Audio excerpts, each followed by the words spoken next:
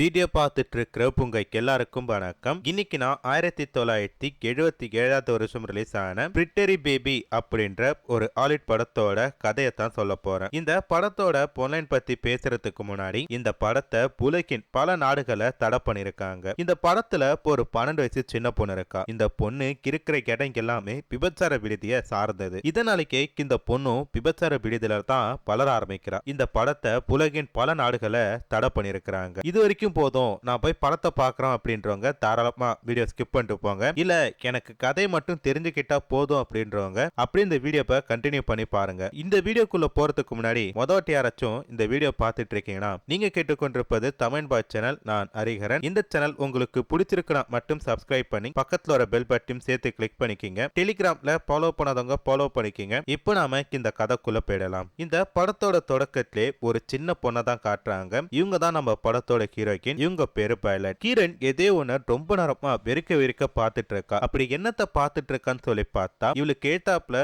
ஒரு பொம்பளைக்கு பிரசவம் பார்த்துட்டு இருக்காங்க. அந்த ஒரு விஷயத்தை தான் இந்த பொண்ணு வெறிக்க பார்த்துட்டு இருக்கா. பிரசவத்துக்காக படுத்திருக்காங்களே, அங்க பேரு யாரும் கிடையாது, கிரனோட அம்மா தான். இந்த பொண்ணு இந்த மாதிரி விஷயத்த மொத வாட்டி பாக்குறா. அதனாலே இவளுக்குள்ள வந்து பார்த்தனா ஒரு பாரியான ஃபீலிங் வந்துட்டு இருக்கு. இப்ப அவங்க அம்மா இழுக்கிறத பார்த்துட்டு இந்த பொண்ணுக்கு லைட்டா கோபம் வேற வருது. இப்ப அந்த இடத்துல ஒரு அழகான குழந்தை பிறக்குது. உடனே இந்த பொண்ணு என்ன பண்றானா அவங்க அம்மாவோட பெட்ரூமை விட்டு வெளில வந்துட்டு இருக்கா. வெளில வந்தப்போதான் தெரியுது இது எல்லாமே வந்து பார்த்தனா ஒரு விபச்சார விடுதிக்குள்ள தான் நடந்துட்டு இருக்கு அப்படின்னு சொல்லிட்டு. இந்த பொண்ணுக்கு அம்மா இருக்காங்க, ஆனா அப்பா கிடையாது. ஏன் அப்பா யாருன்னு கூட தெரியாது. எங்கிருந்தோ வந்த ஒரு கஸ்டமர் மூலமா தான் இந்த பொண்ணு பிறந்திருப்பா. அதே மாதிரி இப்போ பிறந்த அந்த குழந்தைக்குமே அப்பா யாருன்னே தெரியாது. இந்த பொண்ணு நேரம் என்ன பண்றானா அங்க இருக்கிறவங்க கிட்ட எல்லாம் போயிட்டு, அக்கா அம்மாக்கு வந்து பாத்தீங்கன்னா பையன் பிறந்திருக்கான், எனக்கு தம்பி வந்திருக்கான் அப்படின்ற மாதிரி சொல்லி சந்தோஷமா சொல்றா. ஆனா இதை கேட்டு அங்க இருக்கிற எல்லாரும் ஒரு மாதிரி பார்த்துட்டு இருக்காங்க. ஏன்னா இந்த மாதிரி இடத்துல ஆண்களுக்கு மதிப்பே கிடையாது, பெண்களுக்கு மட்டும்தான் மதிப்பு. சரி என்ன பண்றது,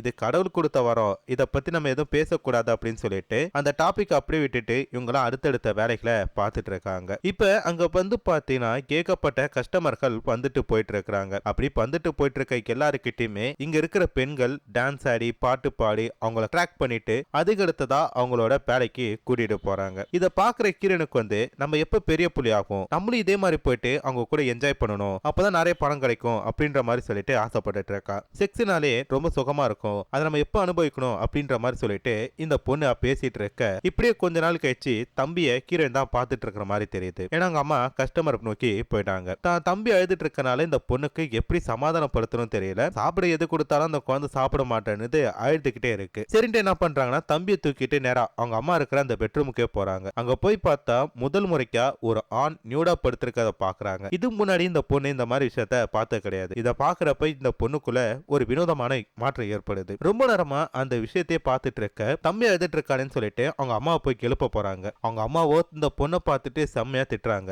உனக்கு எத்தனை வாட்டி சொல்லிருக்கேன் நான் இருக்கிற இந்த ரூம்குள்ளலாம் வரக்கூடாதுன்னு சொல்லிட்டு வெளியே போ அப்படின்ட்டு வெளில கூட்டிட்டு வந்தோம். மறுபடியும் கத்திட்டு இருக்காங்க. ஏமா கத்துறீங்க, தம்பி பசிக்குதுன்னு சொன்னா அதனாலதான் கூட்டிட்டு வந்தேன் அப்படின்ற மாதிரி இந்த பொண்ணு சொன்னாலும் நீ பண்ணது தப்புதான், இந்த மாதிரிலாம் பண்ணக்கூடாது அப்படின்ட்டு ரொம்ப சத்தம் போட்டுட்டு இருக்காங்க. அப்புறம் இந்த பொண்ணு என்ன பண்றான்னா நேரா ஒரு வயதான பாட்டியம்மா இருக்காங்க. அந்த பாட்டியம்மாக்கு கிட்ட போயிட்டு ரொம்ப நார்மலா பேசிட்டு இருக்காங்க. இந்த பாட்டியம்மா வேற யாரும் கிடையாது, இந்த ஒட்டுமொத்த விபச்சார விடுதிக்குமே இவங்க தான் போனர் போல இருக்கு. இப்படியே போயிட்டு இருக்கும் போதுதான் மறுநாள் காலையில இந்த இடத்துக்கு புதுசா ஒரு நபர் போறாரு. எப்பயுமே வந்து பாத்தீங்கன்னா நைட்டு தான் கஸ்டமர் வருவாங்க. எவன்டாபா காலங்காத்தால வந்திருக்கான் அப்படின்னு சொல்லிட்டு ஹீரோயின் போய் கதவை திறக்கிறாங்க. பார்த்தா அந்த இடத்துல ஒரு வாலிபர் நிக்கிறாரு. இவரு தான் நம்ம கதையோட ஹீரோ. ஹீரோ பார்த்ததுமே இந்த சின்ன பொண்ணுக்கு ரொம்ப பிடிச்சு போயிட்டு இவரை ஃப்ரெண்டா கேட்கணும் அப்படின்ற மாதிரி சொல்லிட்டு ஆசைப்பட்டுட்டு இருக்காரு. வந்தவரு நேரா போயிட்டு அந்த பாட்டி அம்மாவை மீட் பண்றாரு. தான் ஒரு போட்டோகிராஃபர் அப்படின்ட்டும் நான் வந்து பாத்தீங்கன்னா அழகான மாடல்களை போட்டோ எடுத்துட்டு வந்துட்டு இருக்கேன். இந்த இடத்துல அழகான பெண்கள் இருக்கிறதா கேள்விப்பட்டேன். அவங்கள போட்டோ எடுக்கிறதுக்கு அனுமதி தாங்க,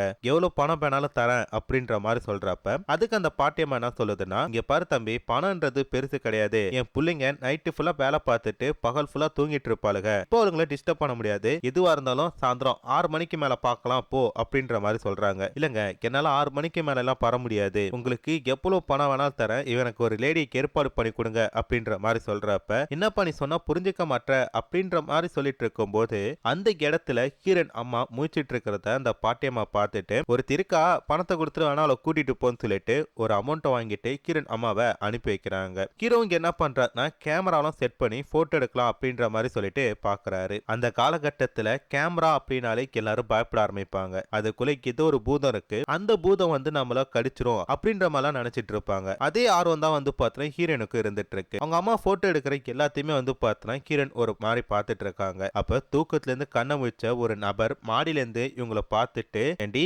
நேத்து நைட்டு என் கூட இருக்க சொன்னா காலையில போய் போட்டோ எடுத்துட்டு இருக்கா அப்படின்ட்டு கோபமா படிக்கட்டுல இருந்து கீழே இறங்கி வராரு. அதுக்காட்டியுமே ஹீரோ இவங்களை போட்டோ எடுத்துட்டு இருக்கப்ப கோவப்பட்டு என்ன கேட்கிறாருன்னா, ஏண்டி நேத்து நைட்டு என் கூட இருந்ததுக்கு பணம் கொடுத்தேன், அதை விட்டுட்டு எதுக்கு என்னோட ஜுவல் ஆட்டையை போட்டுட்டு வந்த அப்படின்ற மாதிரி சொல்லி கேட்கிறப்ப இதனால கடுப்பான ஹீரோன் அம்மா என்ன கேட்கறாங்கன்னா, டேய் பரதேசி, நான் நேத்து உன் கூட இருந்ததுக்கு பணத்தை கொடுத்த, நீ தாண்டா நான் அழகா இருக்கேன், ரொம்ப சூப்பரா இருக்க அப்படின்னு சொல்லிட்டு இந்த தோட்டம் என் கையில கொடுத்த, நான் அதை எடுத்துட்டு வர போறேன் அப்படின்னு சொல்லிட்டு அவனை போட்டு அட்டி அட்டின்னு அடிக்கிறாங்க. இதை பாக்குற ஹீரோக்கு இவங்க ரொம்ப சாஃப்டான கேரக்டர் ஆக்காங்கன்னு நினைச்சா இப்படி வயலன்ட் பண்ணிட்டு இருக்காங்களே அப்படின்னு சொல்லிட்டு லைட்டா பழந்துட்டு இருக்காங்க. இப்போ அப்படியே கட் பண்ணா அன்னைக்கு ஈவினிங் வந்து பாத்தீங்கன்னா திருப்பி இந்த இடத்துல பார்ட்டி மாதிரி எல்லாத்தையுமே செட் பண்ணி கஸ்டமருக்காக எல்லாரும் வெயிட் பண்ணிட்டு இருக்காங்க. இதை பாக்குற ஹீரோனுக்கு தான் எப்ப பெரிய பொண்ணு ஆகும் அப்படின்னு சொல்லிட்டு திரும்ப ஏக்கப்பட்டு நிக்கிறா. நிறைய பணம் சம்பாதிக்கணும், அதை வச்சு நிறைய ஊர் சுத்தணும் அப்படின்றதா இந்த சின்ன பொண்ணோட. அப்ப அந்த இடத்துக்கு ஹீரோ போறாரு. ஹீரோ பார்த்தா மத்த லேடில என்ன நினைக்கிறாங்கன்னா, புதுசா அந்த கஸ்டமர் அப்படின்னு சொல்லிட்டு அவனை அப்ரோச் பண்ண பாக்குறப்ப ஹீரோனுக்கு மட்டும்தானே தெரியும் அவன் ஒரு போட்டோகிராஃபர் அப்படின்னு சொல்லிட்டு நேரா ஹீரோ கிட்ட போயிட்டு, என்ன போட்டோகிராஃபர், என்ன இந்த நேரத்துல வந்திருக்கீங்க,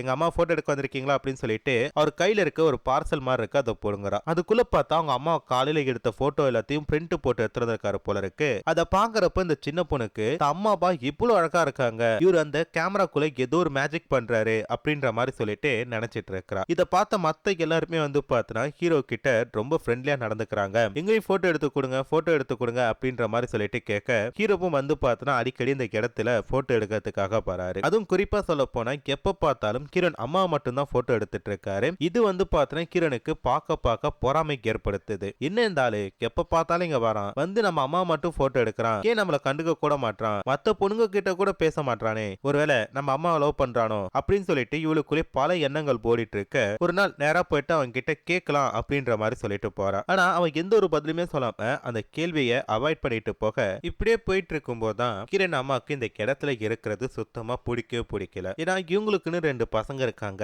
அந்த பசங்களுக்குன்ட்டு எதிர்காலம் இருக்கு, அதனால நமக்கு இருக்கணுமா அப்படின்னு சொல்லிட்டு அவங்க அடிக்கடி தாங்குள்ளே கேட்டுட்டு இருக்காங்க. இப்படிப்பட்ட நேரத்துல தான் கிரணுக்கு இந்த போட்டோ எல்லாம் எப்படி எடுக்கிறாங்க அப்படின்னு சொல்லிட்டு பார்க்கணும்னு ஆசை வருது. அதனால கைட்டு வச்சு இந்த பிலிமை எடுத்து பாக்குறப்ப டக்குன்னு கோவப்பட்ட ஹீரோய்க்கு என்ன பண்றானா இந்த பொண்ணை போட்டு பலார்னு அரைஞ்சிட்டான். அது எவ்வளவு காஸ்ட்லி தெரியுமா அப்படின்னு சொல்லி கேட்கிறப்ப இந்த பொண்ணு என்ன பண்றானா அழுதுட்டு அந்த இடத்தை விட்டு போயிட்டா. அவ போனதுமே ஹீரோ வந்து பார்த்தா தான் பண்ணது ஒரு தப்பு, இந்த பொண்ணு கிட்ட நம்ம பொறுமையா சொல்லிருக்கணும் அப்படின்னு சொல்லிட்டு நேரா ஹீரோனை போய் பாக்குறான். அப்ப அந்த பொண்ணு கிட்ட போயிட்டு, இங்க பாரு பாப்பா, நான் தெரியாம பண்ணிட்டேன், அது வந்து காஸ்ட்லிமா, அதுல சூரிய ஒளி பட்டுச்சுன்னா எல்லா போட்டோவும் அழிஞ்சு போயிடும், அதனாலதான் நான் கோவப்பட்டு அடிச்சேன், சாரிமா அப்படின்ற மாதிரி சொல்றாரு. ஆனா அதுக்கு கிரண் கிட்ட இருந்து எந்த ஒரு பதிலும் இல்ல, அவங்க அழுதுகிட்டே தான் இருக்காங்க. அப்ப ஹீரோ என்ன கேக்குறாருன்னா, நான் தெரியாம பண்ணிட்டேன்னு சொல்றேன்ல, என்ன மன்னிச்சிடேன் அப்படின்றப்ப கிரண் வந்து என்ன சொல்றாங்கன்னா, நீ அதுக்காக பொண்ணு என்ன அடிக்கல, எங்க அம்மாவை உனக்கு ரொம்ப பிடிக்கும், என்ன பிடிக்காது, அந்த ஒரு காரணத்துக்காக தான் என்ன அடிச்ச அப்படின்ற மாதிரி சொல்றப்ப, ஏ பாப்பா அப்படிலாம் கிடையாதுமா, உங்க அம்மாவே எனக்கு பிடிக்கும், ஒன்னு எனக்கு ரொம்ப பிடிக்கும், இல்ல நீ போய் சொல்ற, எப்ப பார்த்தாலும் எங்க அம்மா மட்டும் தான் போட்டோ எடுத்துட்டு இருக்க, என்ன வந்து பாத்துற நீ போட்டோ எடுக்க மாட்ற அப்படின்ற மாதிரி சொல்றப்ப,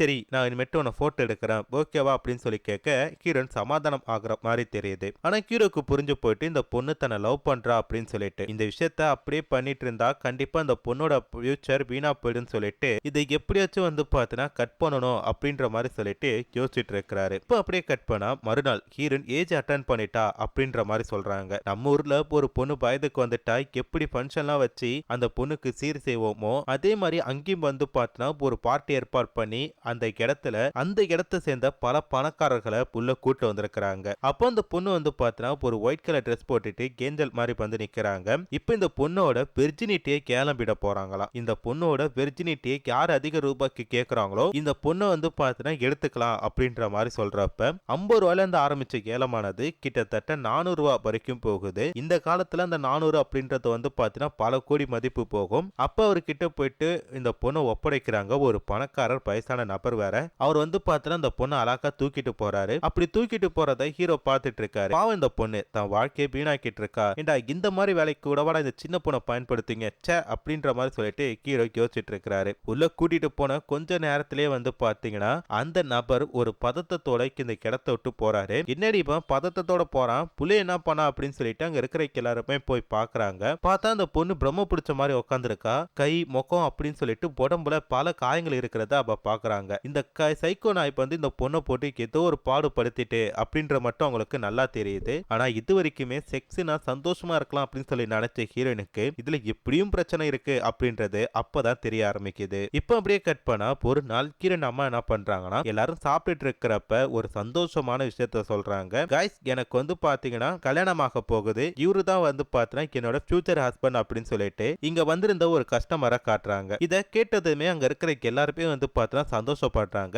ஆனா கிரண் மட்டும் வந்து பாத்தீங்கன்னா அவங்க அம்மா பார்த்து முறைச்சிட்டு இருக்காங்க. உடனே கிரண் கிட்ட போயிட்டு அவங்க அம்மா என்ன சொல்றாங்கன்னா புரியுது நீ ஏன் முறைக்கிற அப்படின்னு சொல்லிட்டு, எனக்கு கல்யாணமாக போறதா உங்ககிட்ட சொல்லல தான், என்ன பண்றது இங்க பாரு நமக்குன்னு ஒரு தம்பி இருக்கான், அந்த தம்பிக்குன்னு சொல்லிட்டு ஒரு ஃபியூச்சர் இருக்கு, அதனால தான் வந்து பாத்தீங்கன்னா எனக்கு ஒரே ஒரு பையன் மட்டும் சொல்லிட்டு அவர்கிட்ட கல்யாணம் பண்ணிக்க போறேன், இன்னொரு 6 மாசம் மட்டும் பொறுத்துக்க எப்படியாச்சும் ஒன்னி நான் வந்து கூட்டிட்டு போறேன் அப்படின்ற மாதிரி சொல்லிட்டு அவங்க அம்மா என்ன பண்றாங்கன்னா அந்த நபர் கூட அந்த இடத்தை விட்டு போறாங்க. ஹீரோனுக்கு இந்த விஷயம் வந்து பார்த்தனா லைட்டா கடுப்பேத்தினாலும் பட் இருந்தாலும் அம்மாவாச்சு சந்தோஷமா இருக்கட்டும் அப்படின்ற மாதிரி சொல்லி நினைக்கிறா. இந்த பொண்ணு பிறந்ததுல இருந்து இந்த இடத்தை விட்டு வெளில போனது வேற கிடையாதாச்சா, அவங்க அம்மாவாச்சு இந்த இடத்தை விட்டு போயிட்டு நிம்மதியா இருக்கட்டும் அப்படின்ற மாதிரி சொல்லிட்டு பார்த்துட்டு இருக்கா. அதுக்கடுத்து தான் அங்க பாரு பல கஸ்டமர்களை கிரண் வந்து பார்த்தனா கவர் பண்ண ஆரம்பிக்கிறா. இதனால அவர்கிட்ட வந்து பார்த்தனா கொஞ்சம் பணமும் ஏற்படுது. ஆனா இந்த எல்லாத்தையும் கெடுக்கிற மாதிரி ஹீரோக்கு என்ன பண்றாருன்னா அடிக்கடி போயிட்டு அங்க இருக்கிற மத்த பொண்களுக்கு கூட போட்டோ எடுத்துட்டு இருக்காரு. இத பாக்குற ஹீரோனுக்கு செம்ம கடுப்பாகுது. கஸ்டமர்கள் எல்லாம் போட்டு இதுக்காகவே திட்டிட்டு இருக்கிறா. இதனால கடுப்பான அந்த பாட்டியம்மா என்ன பண்றானா பாண்டி அப்படின்னு ஒருத்தனை கூட்டி இந்த பொண்ணை கூட்டிட்டு போய் ஒரு இடத்துல பதுக்கி வை, அவளை பயங்காட்டு, அப்பதான் நம்ம வழிக்கு வருப்பா அப்படின்ற மாதிரி சொல்ல நேரா இந்த பொண்ணு அந்த பாட்டி கிட்ட போயிட்டு ஏண்டி கிளம்பி நீ எத்தனை நாளைக்கு தான் நான் இங்க இருக்கிறது,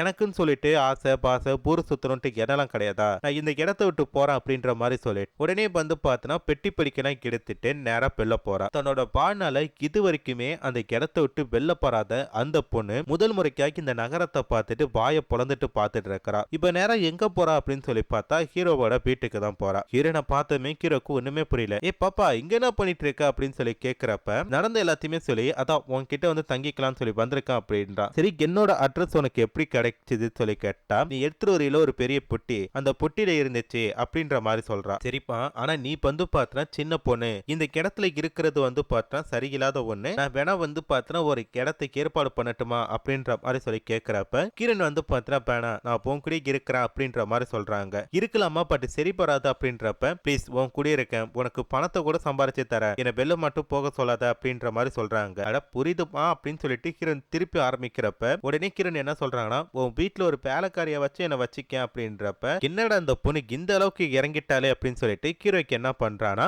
அந்த பொண்ணை தன்னோட வீட்டுல வச்சுக்கிறான். இப்ப வீட்டிலேயே ஒரு பொண்ணு வந்துட்டா அப்படின்றனால இந்த பொண்ணு கூட வந்து பார்த்தா போட்டோ எடுக்க ஆரம்பிச்சிட்டு இருக்கான். இவ்வளவு மாடலிங் மாதிரி பயன்படுத்திட்டு இருக்கான். அது மட்டும் இல்லாம ஒரு பொம்மையை கொடுத்துமே போட்டோ எடுத்துட்டு இருக்கான். இப்படியே போயிட்டு இருக்கும் போதுதான் இந்த பொண்ணை ட்ரெஸ் இல்லாம கூட போட்டோ எடுத்துட்டு இருக்கிறான். அப்பெல்லாம் இந்த பொண்ணுக்கு வந்து பார்த்தீங்கன்னா இவன் நல்லா நம்மள பயன்படுத்திக்கிறான், நம்ம கிட்ட பேச மாட்டான், நம்ம கூட விளையாட மாட்டான், என்ன ஒரு பொண்ணா கூட மதிக்க மாட்டான் அப்படின்னு சொல்லிட்டு இந்த பொண்ணுக்கு வந்து பார்த்தீங்கன்னா மனசுல தோணுது. இதனால திருப்பி அந்த பிலிம் ரோலை எடுத்து பார்ப்போம் அப்படின்னு சொல்லிட்டு பார்த்துட்டு அதை போட்டு கிறுக்கிறப்ப இதை பார்த்து கடுப்பான ஹீரோக்கு என்ன பண்றானா ஏண்டி ஏற்கனவே சொல்லிருக்கல இது விலை அதிகம் சொல்லிட்டு எதுக்காக இதை திருப்பி எடுத்த அப்படின்ற மாதிரி சொல்லி கேட்கிறப்ப எல்லாம் உனக்காகத்தான், நீ என்ன பார்க்க கூட மாற்ற பேச கூட மாற்ற, என்ன ஏதோ போட்டோக்கு பயன்படுத்திக்கிற மாடல் மாதிரி தான் பாக்குற, நானும் ஒரு மனுஷன் தான், எனக்குன்னு வந்து பார்த்தா ஆசை பாசன்னு கிடையாதா, உனக்காக தானே நான் அங்கிருந்து வந்தேன் அப்படின்ற மாதிரி சொல்றப்ப இங்க பாரு என் சொல் பேச்சு கேட்காதவங்க இந்த வீட்டுல இருக்கணும் அவசியம் கிடையாது, வீட்டை விட்டு வெளில போ அப்படின்ற மாதிரி சொல்ல இப்ப அப்படியே கட் பண்ண இந்த பொண்ணு என்ன பண்றா தன்னோட மூட்டை முச்செல்லாம் கெடுத்துட்டு திருப்பி அந்த விபச்சார விடுதிக்கு போகலாம்னு சொல்லிட்டு வரா. வந்து பார்த்தா அந்த விபச்சார விடுதி முன்னாடி கேட்கப்பட்ட பேர் ஆட்டம் பாட்டம் ஒரு சில பேர் போராட்டம் எல்லாம் பண்ணிட்டு இருக்காங்க. என்னன்னு சொல்லி கேட்டா இங்க இருக்கிற பெண்கள் இந்த விபச்சார விடுதியால எங்களோட வாழ்க்கை பாதிக்குது அப்படின்னு சொல்லிட்டு கோர்ட்ல கேஸ் போட்டிருக்காங்க. அந்த கோர்ட்டும் வந்து பார்த்தா இந்த விபச்சார விடுதியை மூடுங்க அப்படின்ற மாதிரி சொல்லிட்டு அனௌன்ஸ் பண்ணிருக்காங்க. அதனாலேயே வந்து பாத்தீங்கன்னா இங்க இருக்கிற எல்லாருமே சந்தோஷப்பட்டு இருக்காங்க. சரி இவங்க கூட போய் சேர்ந்துக்கலான்ட்டு உள்ள போய் பார்த்தா அங்க இருக்கிற எல்லாரும் தன்னோட சொந்த ஊருக்கே கிளம்பிட்டு இருக்காங்க. இது வரைக்குமே இந்த பொண்ணுக்கு வந்து பாத்தீங்கன்னா அம்மா அப்படின்னு சொல்லிட்டு ஒருத்தவங்க இருந்தாங்க. அவங்க இந்த இடத்த விட்டு போனதும் தான் ஹீரோ தேடி போனா. இப்ப இந்த பொண்ணுக்கு எங்க போறது யார பாக்குறதுன்னுட்டு ஒண்ணுமே தெரியாம நட்ரோட்ல நின்னுட்டு இருக்கப்ப அந்த இடத்துக்கு ஹீரோ வந்துட்டு கேமா உனக்கு என்னதாமா பிரச்சனை, லைட்டா திட்டாலும் பொட்டி பிடிக்கலாம் எடுத்துட்டு வந்துட்டு இருக்க, சரிப்பா சரிப்பா வீட்டுக்கு போலாம் அப்படின்னு சொல்லி கூப்பிட்டா, எங்க கூப்பிடுறேன், நான் தான் அந்த வீட்டுல உன் பேச்சை கேட்க மாட்டேன் வரக்கூடாதுன்னு சொன்னீல அப்படின்றப்ப, அட சும்மா சொன்னப்பா அப்படின்றாங்க. சும்மாலாம் சொன்னாலாம் வர முடியாது, என்ன நீ கல்யாணம் பண்ணிக்கிறேன்னு சொல்லு, அப்பதான் பருப்பா அப்படின்ற மாதிரி சொல்றப்ப கீரப்பும் வந்து பாத்தீங்கன்னா ஓகே அப்படின்ற மாதிரி சொல்றான். அந்த காலத்துல ஒரு பொண்ணு கேஜ் அட்டன் பண்ணியிருந்தாலே கல்யாணம் பண்ணி வச்சிடறாங்க. அதனாலதான் வந்து பாத்தீங்கன்னா அந்த பொண்ணை ஹீரோ கல்யாணம் பண்ணிக்கிறதுக்கு ஒத்துக்கிட்டான், வயசு வித்தியாசம் பார்க்காம. இப்ப இந்த பொண்ணு வந்து பாத்தீங்கன்னா மறுநாள் திருமணத்துக்கான ஏற்பாடெல்லாம் பண்ணி கல்யாணம் பண்ணிக்கிட்டு புருஷன் பொண்டாட்டியா 2 பேருமே வந்து பாத்தீங்கன்னா ரொம்ப சந்தோஷமா வாழ்ந்துட்டு இருக்காங்க. அது மட்டும் இல்லாம ஹனிமூன் ட்ரிப்பு அப்படி இப்படின்னு சொல்லிட்டு இவங்கள வாழ்க்கைய சந்தோஷமா போயிட்டு இருக்கும் போதுதான் ஒரு நாள் கிரண் வீட்டுக்கு ஒரு பெண்மணி ரொம்ப பதத்தத்தோட வந்துட்டு இருக்காங்க. அவங்க வேற யாரும் கிடையாது, கிரண்ணோட அம்மா தான். அம்மா பார்த்ததுமே பொண்ணு கட்டி பிடிச்சிட்டு, அம்மா எப்படிமா இருக்க அப்படின்னு சொல்லிட்டு கேட்கறா. நல்லா இருக்க, நீ எப்படி இருக்க அப்படின்னு சொல்லிட்டு கேட்கிறப்ப திருப்பி பார்த்தா கிரண்ணோட ஸ்டெப் ஃபாதர் என்ன பண்றாருன்னா அவங்க தம்பியை நடக்க வச்சு கூட்டிட்டு வந்துட்டு இருக்காரு. சரிப்பா நம்மளோட வீட்டுக்கு போலாம் அப்படின்னு சொல்லி கூப்பிடுறப்ப டக்குனு ஹீரோ வந்துட்டு, எங்க இவ்வளவு கூப்பிடுறீங்க, இவைக்கு என்னோட பொண்டாட்டி, இவ எங்க பரமாட்டா அப்படின்ற மாதிரி சொல்றாரு. இதனால கோவப்பட்ட கிரண் அம்மா என்ன சொல்றாங்கன்னா, யாரு உன் பொண்டாட்டி, அம்மாவுக்கு தெரியாம கல்யாணம் பண்ணி வச்சிருக்க, அதெல்லாம் வந்து பாத்தீங்கன்னா ஏத்துக்க முடியாது, என் பொண்ணு நான் கூட்டிட்டு போறேன் அப்படின்ற மாதிரி சொல்றாங்க. கிரண் என்ன பண்றாங்கன்னா, நான் ஒரே ஒரு வாட்டி அம்மா கூட போயிட்டு வரட்டுமா ப்ளீஸ் அப்படின்ட்டு குழந்தை முகத்தை வச்சு கேட்கறாங்க. ஹீரோக்கு என்ன பண்றது தெரியல. அப்பதான் கிரண்ணோட வளர்ப்பாப்பா என்ன பண்றாருன்னா நேரா போயிட்டு ஹீரோவை மீட் பண்ணி பேசுறாரு. இங்க பாருங்க மிஸ்டர், எனக்கு ஒரு பொண்ணு இருக்கா அப்படின்றது எனக்கு இப்பதான் தெரியும், அவளை தேடி தான் நான் வந்துட்டு இருந்தேன். இந்த இடத்துல அவ இருக்கான்னு சொல்லிட்டு அவளை கூட்டிட்டு போலாம் தான் வந்தேன். நீங்க 2 பேரும் லவ் பண்ணிருக்கலாம், கல்யாணம் பண்ணிருக்கலாம், அது வந்து எனக்கு பிரச்சனை கிடையாது. நீங்களே யோசிச்சு பாருங்களேன், இந்த பொண்ணுக்கு இப்ப படிப்பு அப்படின்றது ரொம்ப முக்கியம். அந்த படிப்பை நான் கொடுக்கறதுக்கு தயாரா இருக்கேன். அந்த பொண்ணு மேல உண்மையான அன்பு வச்சிருந்தா முடிவு நீங்க தான் கெடுக்கணும் அப்படின்ற மாதிரி சொல்றப்ப ஹீரோக்கும் வந்து பார்த்தா இந்த பொண்ணுக்கு எப்போதைக்கு தேவை எஜுகேஷன் அப்படின்றது நல்லா தெரியுது. சரி அதனால இந்த பொண்ணை கூட்டிட்டு போங்க அப்படின்ற மாதிரி சொல்லிட்டு அனுப்பி வைக்கிறாரு. இப்ப இங்கெல்லாம் குடும்பத்தோட வந்து பார்த்தீங்கன்னா இந்த ஊரை விட்டு போறதுக்காக ரயில்வே ஸ்டேஷன்ல நிக்கிறப்ப கிரண்ணோட பலர்பாப்பா என்ன பண்றானா, பா ஒரு போட்டோ எடுத்துக்கலாம் இந்த இடத்துல, ஞாபகார்த்தமா இருக்கும் அப்படின்னு சொல்லிட்டு போட்டோ எடுக்க போறாங்க. இந்த கேமரா பார்த்த உடனே கிரணுக்கு வந்து பார்த்தனா திருப்பி ஹீரோவோட நினப்பு வருது. அவங்க முகம் வந்து ஒரு கல்லு மாதிரி உட்கார்ந்து இருக்கிறத மாதிரி காட்டி இந்த படத்தோட கதையை முடிச்சிட்டாங்க. இந்த படம் ஒரு உண்மை சம்பவத்தின் அடிப்படையில் வேற எடுத்து வச்சிருக்கிறாங்க. இதே மாதிரி அடுத்தடுத்து பல படங்களோட கதைகளை கேட்கறதுக்கு மறக்காம நம்ம சேனலை சப்ஸ்கிரைப் பண்ணி பக்கத்துல ஒரு பெல் பட்டன் சேர்த்து கிளிக் பண்ணிக்கங்க. அடுத்து இன்னொரு சூப்பரான வீடியோல பார்க்கறேன். அது வரைக்கும் டாடா பை பை.